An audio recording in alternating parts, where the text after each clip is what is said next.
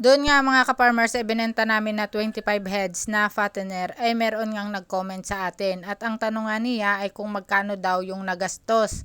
Estimate ng nagastos doon sa 25 heads. At dahil may nagtanong na din kung magkano yung estimate na nagastos diyan sa 25 heads ay di sasabihin na din natin yung estimate naman na kinita. At uunahin nga natin diyan yung pinakagastos ng pag-aalaga ng baboy at iyan yung pakain. Magsimula tayo mga ka-farmers doon sa estimate na nakain nila noong sila ay nagbo-booster pa lamang. Sabihin na natin na nakaubo sila ng isang sako na booster na tig to 25 kilograms ang isa. At ang hog pre-starter na isang sako. Ang ginagamit nga namin na booster, ayan nga yung baby 7 ng Atlas. At ang presyo nga niyan ay 1,410 and 25 kilos. At ang hog pre-starter naman, yan nga ay doon sa kinukuha na namin ng feeds, doon sa Petadeco. At ang 50 kilograms nga niyan ay nagkakahalaga ng 2,580.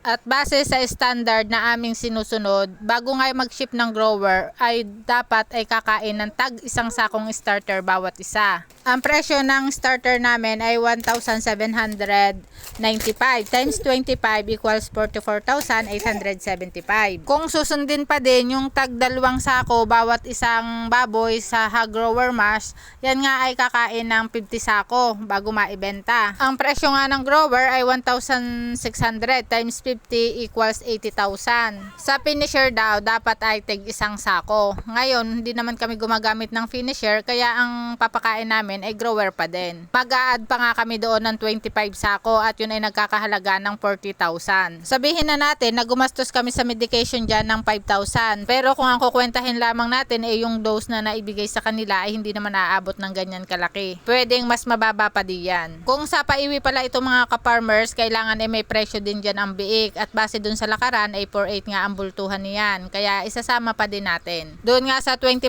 heads ay nagkakahalaga yan ng 120,000. At kapag nga yan mga ka-farmers ay tinotal natin, yan nga ay aabot ng 293,865 kasama yung medication at saka yung pagbili doon sa baboy. At nung naibenta namin mga ka-farmers, yung 25 heads na yon, nagkaroon nga yan ng total market weight na 2,409.